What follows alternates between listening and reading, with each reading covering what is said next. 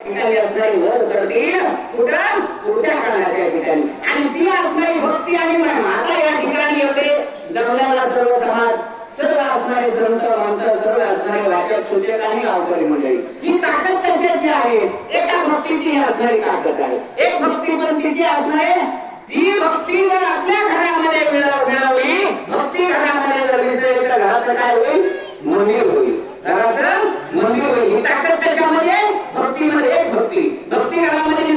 मिसळली तर घराचं मंदिर होईल ज्या घराचं मंदिर झालं त्या मंदिराच्या ठिकाणी भक्ती जर अन्नामध्ये मिसळली तर त्या अन्नाचा काय होईल महाप्रसाद होईल अन्नाचा महाप्रसाद होईल भक्ती जर त्या ठिकाणी असणारे जेवणामध्ये मिसळली तर काय होईल त्याचं व्रत बनेल भक्तीची ती ताकद आहे भक्ती जर त्या ठिकाणी पाण्यामध्ये मिसळले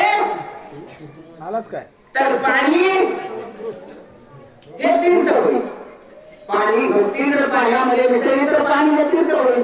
भक्ती जर आपल्या कर्मामध्ये मिसळली तर कर्म हे सेवा होईल ताकद भक्तीमध्ये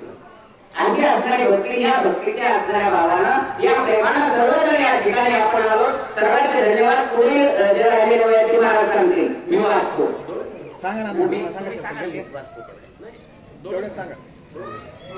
एका जनार्दना शरण अगाध कथा रामायण परमानंद रसाळ पूर्ण दंडकारण्य रहिवासो